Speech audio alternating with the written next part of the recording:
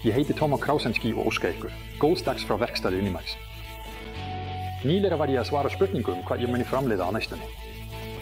Ég fekk slæm viðbrögð því að sagt var að enginn myndi framleiða hlut sem hægt að kaupa fyrir 350 krónur, nema ég. Hvað á að segja við það? Það er augljóst að hlutir sem eru framleiddir iðnaðarlega í stórum seríum eru, með fáum undantekningum, ódýrari en handverksvörur.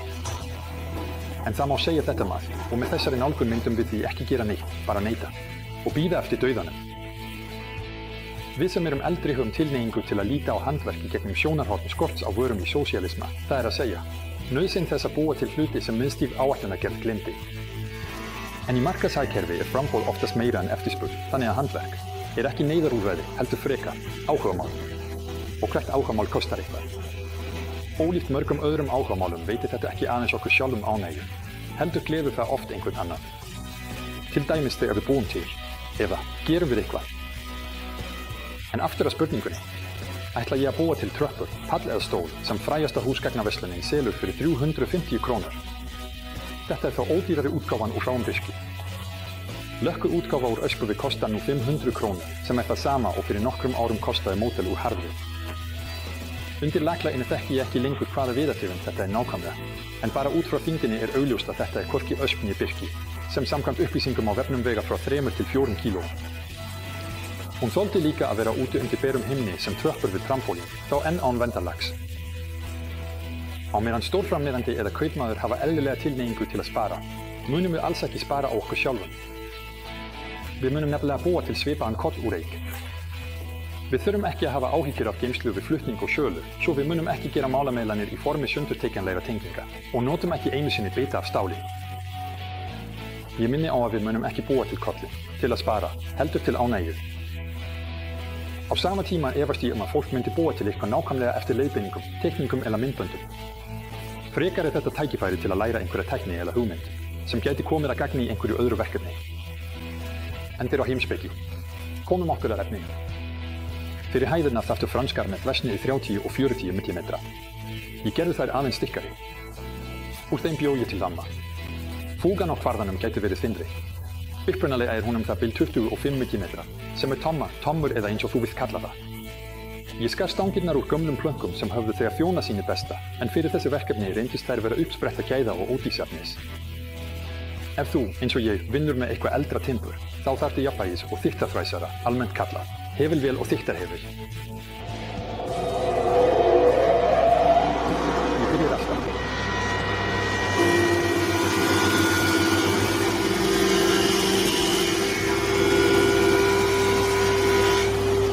Ég stakk mig frá einum af brúnunum sem ég hafði sléttað og skar svo 40 og 2 millimetra breiðar ræmur úr honum.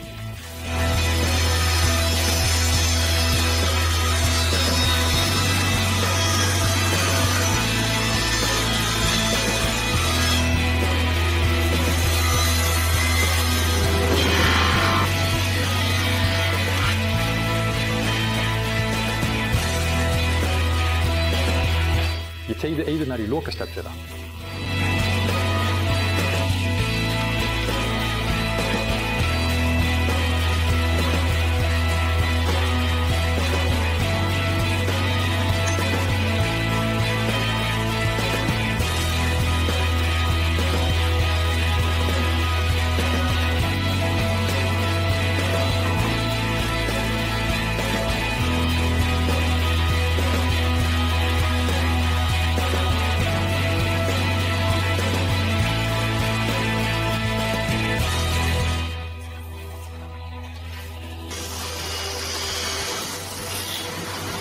Til að tryggja að yfirborðsskæðin væru sem best lit í brýna hnífana. Það kostaði mig 180 krónur útkoman, ef þess virði. Við að stilla hnífana hjálpaði mig tæki sem, með seglum og fínstillingu, tryggi samsíða brúnina við sívalengin.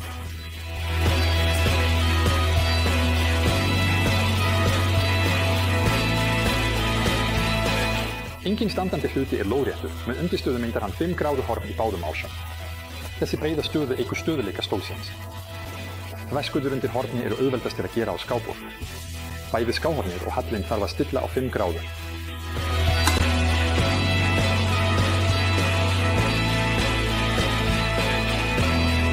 Auðvitað er það einnig hægt á borðsög, þar sem við stillum hallan á blaðinu og hornleiðarann í 5 horn.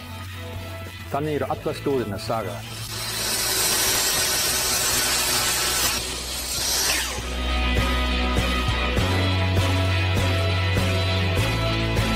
Láréttu þverstangirnar eru aðeins einfaldlega skornar á endunum, en efri brúnin þarf að vera heflað í 5 gráðu horni, þannig að tengihlutarnir passi saman, en einnig til að skapa slétt yfirborð fyrir festingu skífana eftir að ramminn er límdur saman. Upprunalega útgáfan er í þessu tilliti einföldu, því skífurnar eru skrúfaðar, svo samskeytin skipta ekki eins miklu máli. Ég tengdi einstaka hluta ramman saman með pinnum og lími. Fyrir pinnunotkun notaði ég mjög einfalt tæki sem tryggir að hlutarnir passi saman.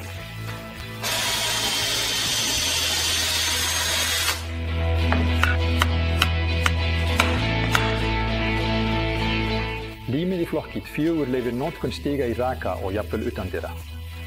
Við límingu voru notuð sílikóntæki frá Rockler sem Unimax hefur nýlega bætt við úrvalið sitt. Að fjarlægja harðna lím af óviðlogandi undirlagi eða busta er síðan leikurinn.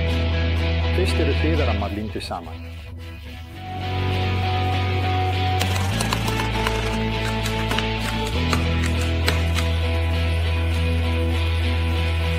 Síðan eru þau tengt saman með þverstangum.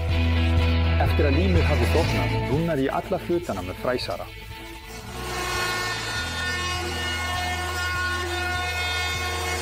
Og að lokum slípaði þá. Jæja, förum í stigana. Ég límdi saman lið úr viðarbitunum sem eftir voru. Vegna lítillar stærðar notaði ég skrúfuglamma.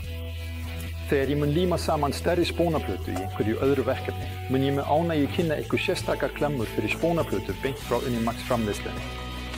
Ég fór með spónaplöturnar í gegnum þykktarfræsara og skaffaði niður í endanlega stærðir.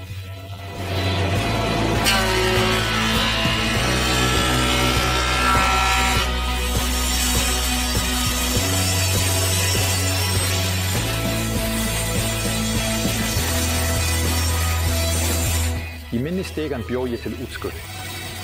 Tilvalið er að nota bandsög fyrir þetta, en einnig er hægt að nota stikksög, snúrusög.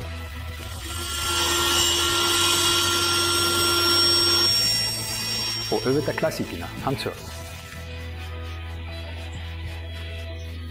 Tilvalið er aftur að skera undir 5 gráðu horni, svo allt passi fullkomlega saman. Ég rúnaði brúnirnar aftur með fræsara. Ég notaði hann einnig til að búa til upp í efri stiga.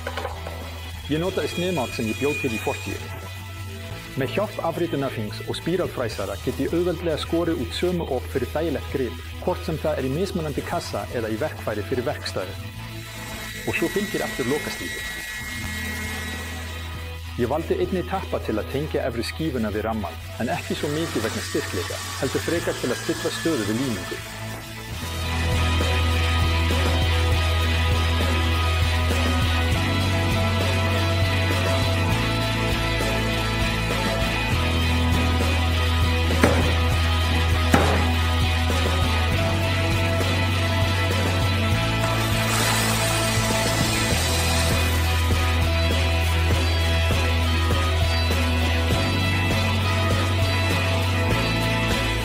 Neðri skífan er náttúrulega stillt vegna útskera. Stigarnir eru í grundvallaratriðum tilbúnir. Það fer eftir ykkur hvort og hvernig þið meðhöndlið við þeim. Inni í húsinu getur það verið alveg náttúrulegt, en jafnvel þar myndi ég mæla með að nota að minnsta kosti einhvern olíu eða vax. Og varðandi framleiðsluna mæli ég með að hugsa aðeins hagkvæmni, því þegar þú hefur stillt vélarnar, borgar sig að skera efni fyrir annan stól strax. Í lýsingunni undir myndbandinu finnur þú tengla á vörur sem ég notaði við framleiðsluna. Ég trúi því að stólarnir gleðji tvisvar. Við framleiðslu og við notkun. Svo láttu það þjóna þér eða einhverjum öðrum. Gangi þér vel og ég hlakka til að sjá þig í næsta verkefni frá Unimax verkstæðinu. Já, og vinsamlegast ekki gleyma að líka við, deila og gerast áskrifandi. Takk!